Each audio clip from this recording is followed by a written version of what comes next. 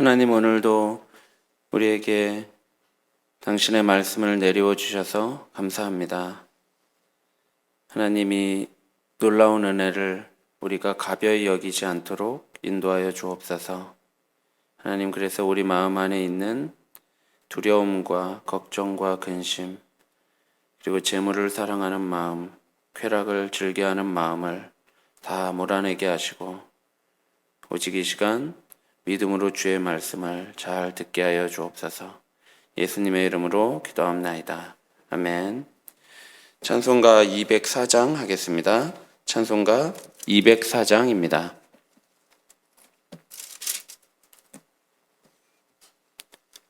찬송가 204장, 통합 찬송가 379장입니다. 함께 찬송하겠습니다. 주의 말씀 듣고서 준행하는 자는 만세 위에 터닫고 집을 지음 같아. 비가 오고 물 나며 바람 부딪혀도 만세바에 세운 무너지지 않네. 잘 짓고 잘 짓세, 우리 집 잘 짓세. 만세 반석 위에다 우리 집 잘 짓세. 주의 말씀 듣고도 행치 않는 자는 모래 위에 터닫고 집을 지음 같아. 비가 오고 물 나며 바람 부딪혀도 때 모래 위에 세운 집 크게 무너지네. 잘 짓고 잘 짓세, 우리 집 잘 짓세. 만세 반석 위에다 우리 집 잘 짓세. 세상 모든 사람들 집을 짓는 자니 반석 위가 아니면 모래 위에 짓네. 우리 구주 오셔서 지은 상을 줄 때 세운 공로 따라서 영영 상벌 주리. 잘 짓고 잘 짓세, 우리 집 잘 짓세. 만세 반석 위에다 우리 집 잘 짓세. 아멘. 성경 말씀 누가복음 8장 4절부터 15절입니다. 누가복음 8장 4절부터 15절까지 말씀입니다. 한 절씩 교독하겠습니다. 각 동네 사람들이 예수께 나와 큰 무리를 이루니 예수께서 비유로 말씀하시되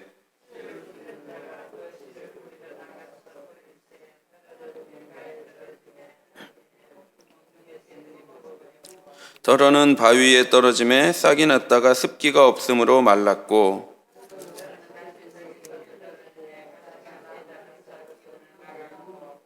덜어는 좋은 땅에 떨어짐에 나서 100배의 결실을 하였느니라. 이 말씀을 하시고 외치시되 들을 귀 있는 자는 들을지어다. 이르시되 하나님 나라의 비밀을 아는 것이 너희에게는 허락되었으나 다른 사람에게는 비유로 하나니 이는 그들로 보아도 보지 못하고 들어도 깨닫지 못하게 하려 함이라. 길가에 있다는 것은 말씀을 들은 자니 이에 마귀가 가서 그들이 믿어 구원을 얻지 못하게 하려고 말씀을 그 마음에서 빼앗는 것이요.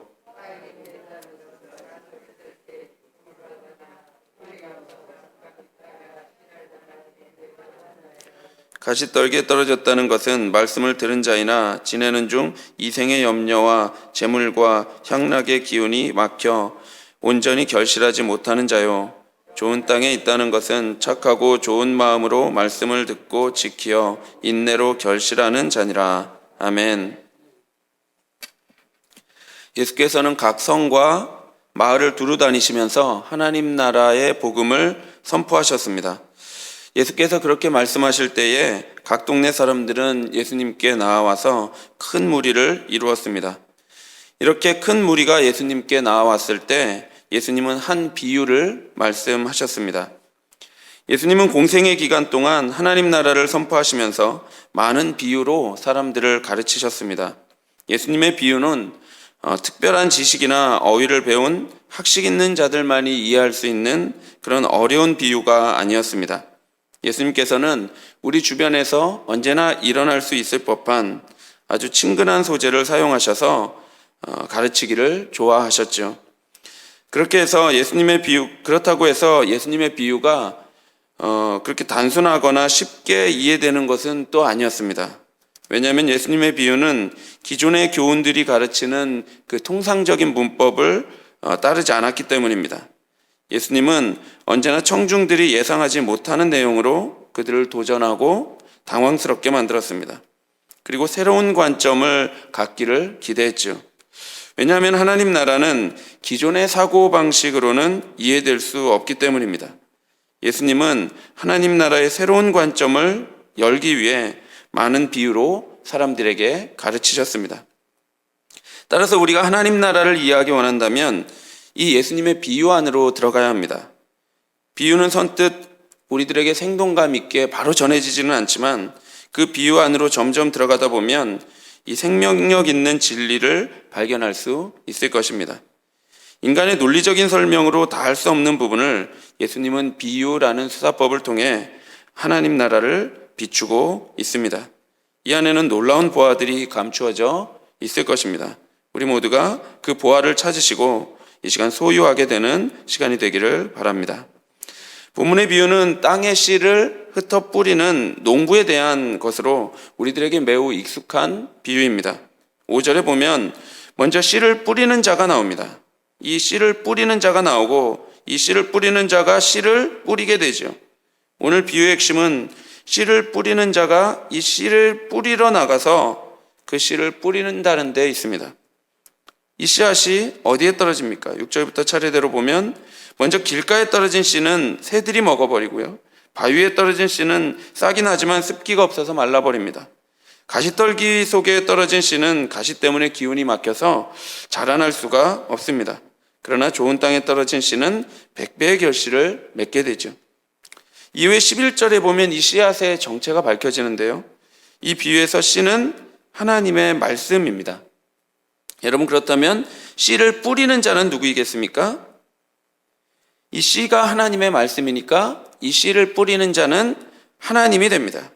물론 하나님의 선지자가 대언을 하기도 하지만 결국 그 또한 하나님께서 말씀하시는 것이죠.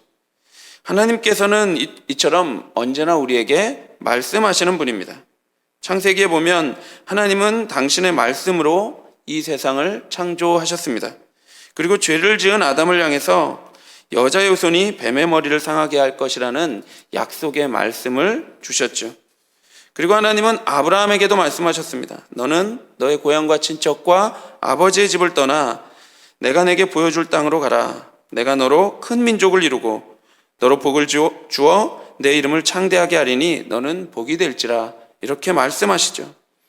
또한 모세에게도 하나님은 말씀하십니다. 세계가 다 내게 속하였나니 너희가 내 말을 잘 듣고 내 언약을 지키면 너희는 모든 민족 중에서 내 소유가 되겠고 너희가 내게 대하여 제사장 나라가 되며 거룩한 백성이 되리라. 다윗에게도 말씀하셨습니다. 내 집과 내 나라가 내 앞에서 영원히 보존되고 내 왕위가 견고하리라. 이후로도 하나님은 선지자들을 통해서 이스라엘에게 계속해서 말씀하셨습니다. 내게 돌아오라고. 내가 너희의 하나님이고 너희는 내 백성이라고 말씀하시죠. 대표적으로 한 가지만 보면 요엘서 2장 13절에 하나님이 이렇게 말씀합니다. 너희는 옷을 찢지 말고 마음을 찢고 너희 하나님 여호와께로 돌아올지어다. 그는 은혜로우시며 자비로우시고 노하기를 더디하시며 인애가 크시사 뜻을 돌이켜 재앙을 내리지 아니하시나니. 사랑하는 성도 여러분, 하나님은 우리에게 말씀하십니다. 씨를 뿌리는 자가 그 씨를 뿌리러 나가서 씨를 뿌리시지요. 여러분, 이것이 우리에게 얼마나 큰 은혜입니까? 씨를 뿌리는 그분께서 당신의 씨를 우리에게 뿌려주시는 은혜가 얼마나 우리에게 큽니까? 사랑하는 성도 여러분, 이 은혜의 절정이 무엇입니까? 우리 주님이 예수 그리스도께서 말씀으로 이 땅에 오신 것이죠. 요한복음 1장을 보면 태초에 하나님과 함께 계셨던 그 말씀, 하나님이신 그 말씀이 이 땅에 생명과 빛을 주기 위해 오셨다고 말씀합니다. 말씀하시는 그분께서 말씀으로 우리에게 오신 것이죠. 따라서 씨를 뿌리는 그분께서 그 씨를 뿌리러 나가서 뿌리시듯이 하나님은 이 땅에 예수 그리스도를 보내셔 그로 말미암아 이 땅에 하나님 나라가 도래했음을 말씀하시는 것입니다. 그 씨앗은 지금 이 본문상에서 아직 완전히 드러나지 않았습니다. 그러나 그 씨앗은 예수님과 하나님 나라 복음 안에서 일하고 있습니다. 그리고 그 열매는 그 말씀을 듣고 믿음으로 지켜 행하는 자의 삶을 통해서 드러나게 될 것입니다. 사랑하는 성도 여러분, 하나님이 이토록 이 놀라운 말씀의 은혜를 주시는데 그 은혜 누가 받습니까? 예수님께서 알쏭달쏭한 비유를 말씀하시자 제자들이 예수님께 그 비유의 의미를 묻습니다. 그래서 예수님께서는 바로 비유를 설명하지 않으시고 하나님 나라의 비밀을 아는 것이 너희에게는 허락되었으나 다른 사람에게는 비유로 하나니, 왜냐하면 그들로 보아도 보지 못하고 들어도 깨닫지 못하게 하려 함이라고 말씀합니다. 사랑하는 여러분, 이 말씀의 은혜를 아무나 다 받는 것이 아닙니다. 이 말씀의 은혜는 신자들이 받습니다. 이 말씀의 은혜는 그래서 아무나 사사로이 풀 수 있는 것이 아닙니다. 본문은 그래서 비밀이라고 말하죠. 연구를 아무리 많이 해도, 학식이 아무리 뛰어나도 인간 스스로는 하나님의 비밀을 풀 수가 없습니다. 말씀의 은혜는 하나님께로부터 주어지는 것이죠. 그리고 신자가 믿음으로 받는 복입니다. 물론 이 복을 혼자 받고 너희들만 잘 살아라 해서 주시는 것은 아닙니다. 우리가 잘 아는 것처럼 신자는 하나님의 말씀을 받지만 그 받은 말씀을 전해야 하는 책임이 있죠. 우리가 복음을 듣고 깨닫는 이 엄청난 은혜를 받은 것은 이 복음을 전하여서 만민이 복을 받게 하는 책임을 위한 것입니다. 이처럼 하나님께서는 당신의 말씀을 우리에게 내려 주십니다. 하나님이 말씀해 주지 않으시면 우리는 들을 수 없습니다. 또한 그 말씀은 오직 성령의 감동하심으로 우리가 깨달을 수가 있죠. 따라서 언제나 복음의 주도권은 하나님께 있습니다. 그 은혜를 주시고 우리는 믿음의 손으로 그 은혜를 받을 뿐입니다. 자, 그럼 이제 본문의 초점은 하나님의 주심에서 우리의 반응으로 옮겨집니다. 하나님이 우리에게 말씀하시면 그 말씀은 언제나 우리에게 생명을 줍니다. 스올의 깊은 곳에 있는 우리에게 생명의 빛을 비추어 주지요. 그런데 우리에게 하나님의 말씀의 은혜가 내려질 때 우리가 어떻게 듣는가 하는 것 또한 중요합니다. 본문은 인간의 반응을 여러 가지 땅으로 표현하고 있는데요. 12절 이후의 설명을 보면 각각의 땅에 씨앗이 뿌려졌다는 것은 그 말씀을 들은 것이다 라고 말합니다. 일단 그 말씀을 들었다는 전제에서 이 비유풀이는 시작되고 있습니다. 그러니까 먼저 우리에게 중요한 것은 듣기입니다. 듣기에서 출발합니다. 12절에 보면 먼저 말씀의 씨앗이 길가에 떨어지는 상황이 나오는데요. 이 경우 또한 말씀을 들은 경우부터 시작됩니다. 말씀을 들은 자이니라 라고 말하죠.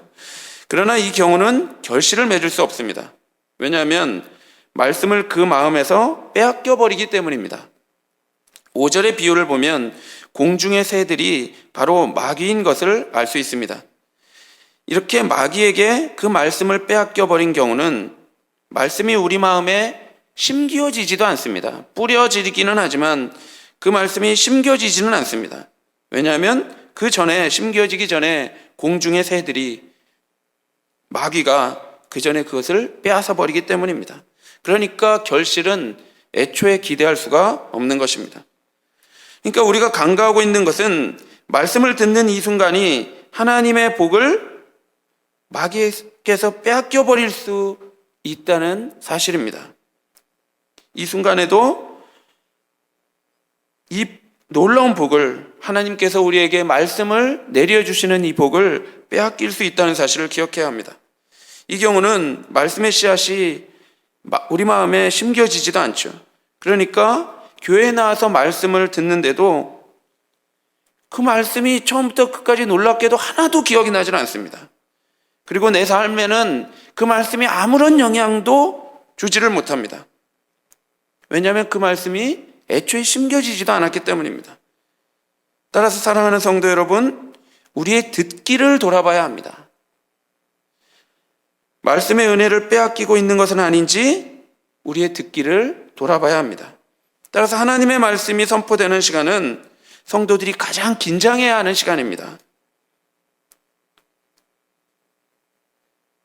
그저 편안하게 앉아서 음료수를 마시면서 집안의 소파에 앉아서 기대어 누워서 그저 그렇게 편하게 들을 수 있는 것만이 아닙니다.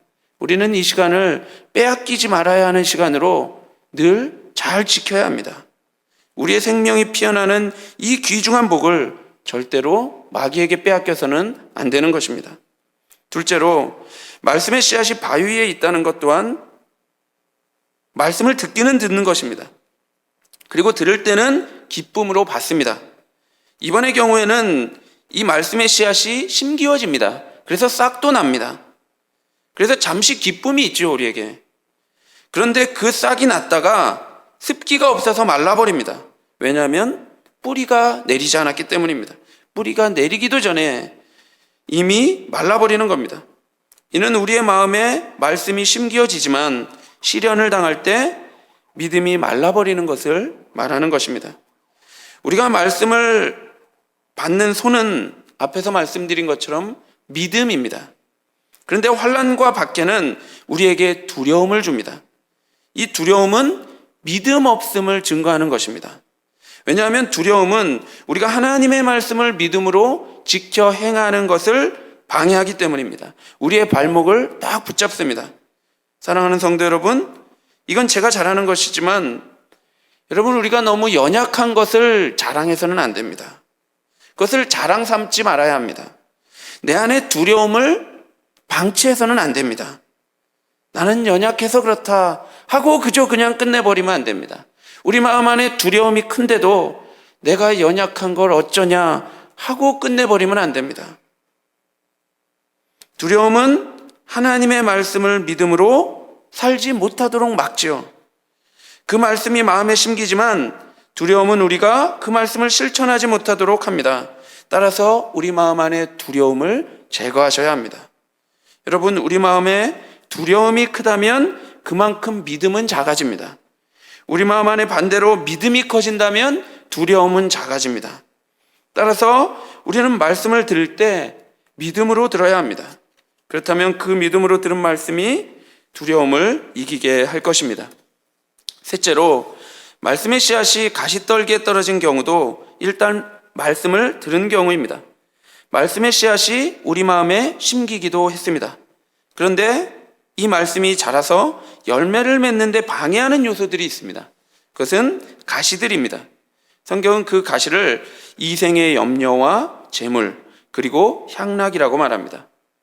제가 길게 설명드리지 않아도 우리 중에는 이 염려, 걱정, 근심의 전문가들이 있습니다. 돌아서기만 하면 우리 생각에는 이 근심과 걱정으로 가득 차는 분들이 있죠. 재물을 좋아하는데 전문가들도 있습니다. 돌아서기만 하면 머릿속에 이 통장의 잔고가 생각나는 사람들이 있습니다. 쾌락을 좋아하는 전문가도 우리 중에는 있죠. 사랑하는 성도 여러분, 우리가 말씀을 듣고도 이 세 개만큼은 사실 우리 마음속에서 몰아내는 것을 참으로 싫어합니다.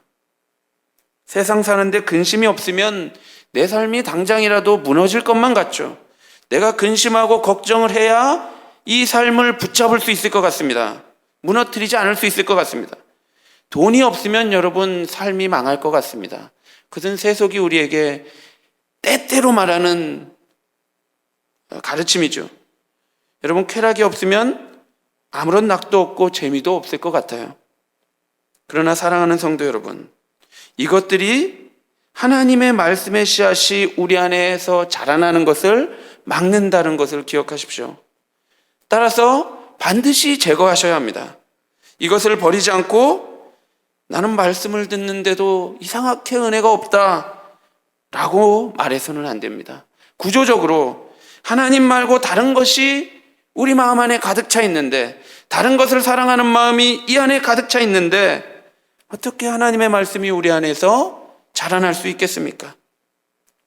마지막으로 말씀의 씨앗이 좋은 땅에 있다는 것은 먼저 착하고 좋은 마음으로 말씀을 듣는 것을 말합니다. 그래서 듣는 것이 중요합니다. 로마서 10장 17절은 그러므로 믿음은 들음에서 나며 들음은 그리스도의 말씀으로 말미암느니라 라고 말씀합니다. 논리적 순서를 뒤에서부터 보면 먼저는 그리스도의 말씀이 있어야 합니다. 그리고 그 말씀을 들어야 하지요. 그리고 그 들은 말씀으로부터 믿음이 생겨납니다. 이전의 경우에도 듣기는 모두 들었습니다. 그러나 그 말씀을 믿음으로 들었을 때는 반드시 지키어 인내로 결실하게 됩니다. 우리가 말씀을 듣고 믿음이 생기면 그 믿음은 반드시 지켜 행하는 행함으로 나타나게 됩니다. 그래서 인내로 결실하게 되죠. 따라서 우리가 말씀을 잘 들었다, 우리는 보통 오늘 참 은혜로운 말씀을 잘 들었다 이런 말을 잘 하는데요, 우리가 말씀을 잘 들었다 하는 것은 그저 잘 이해했다, 또는 내 마음에 감동이 있었다, 내 마음을 뭔가 움직이는 것 같았다 해서 그치는 것이 아닙니다. 우리가 그 말씀을 우리의 삶의 현장에 가서 살아내고 있는가 하는 것이, 것까지가 우리가 말씀을 잘 들은 것입니다. 우리는 오늘 본문을 통해서 우리는 말씀을 잘 듣기 위하여 우리 마음을 먼저 잘 청소해야 함을 배웠습니다. 그리고 말씀을 잘 들은 이후에도 우리 마음 안에 있는 두려움과 근심과 쾌락과 돈을 사랑하는 마음 등을 없애지 못하면 언제든지 그 말씀이 자라나지 못하는 것 또한 보았죠. 여러분, 우리 마음에서 두려움을 몰아내셔야 합니다. 그 두려움을 몰아내는 것은 믿음을 마음에 담는 것이죠. 한쪽이 커지면 한쪽은 작아집니다. 따라서 믿음을 마음에 담아야 하죠. 또한 이생의 염려와 재물과 향락을 마음으로부터 몰아내야 합니다. 이것들은 우리의 친구들과 같은 것입니다. 그러나 단호하게 쫓아내야 합니다. 그래야 하나님의 말씀이 우리 마음 안에서 잘 자라나 결실할 수 있습니다. 우리에게 하나님의 말씀이 떨어지는 것은 그야말로 엄청난 복이요 은혜입니다. 우리가 이 복을 놓쳐서는 안 됩니다. 우리 모두가 우리에게 말씀의 은혜가 내려질 때 착하고 좋은 마음, 믿음의 손을 내밀어 받게 되기를 바랍니다. 그래서 그 말씀이 자라나서 우리 삶에서 그 말씀을 지켜 행하며 인내로 결실하는 자가 되기를 바랍니다. 기도하겠습니다. 하나님 아버지, 우리가 끝까지 몰아내고 싶지 않은 것들 있습니다. 주님, 그래서 우리 마음 안에 하나님의 그 놀라운 말씀이 자라나지 않는데도 불구하고, 우리 삶에 열매가 없는데도 불구하고 끝까지 그것만은 우리 마음에 움켜쥐고자 할 때가 있습니다. 하나님, 이 시간 그것을 회개하게 하여 주옵소서. 그리고 하나님 앞에서 울며 그것을 몰아낼 수 있도록 주님 도와주시옵소서. 성령으로 우리의 마음을 만지셔서 우리가 결단하고 믿음으로 우리의 더러운 것들 몰아내게 하여 주옵소서. 예수님의 이름으로 기도하옵나이다. 아멘. 하늘에 계신 우리 아버지여, 이름이 거룩히 여김을 받으시오며 나라의 임하옵시며 뜻이 하늘에서 이룬 것 같이 땅에서도 이루어지이다.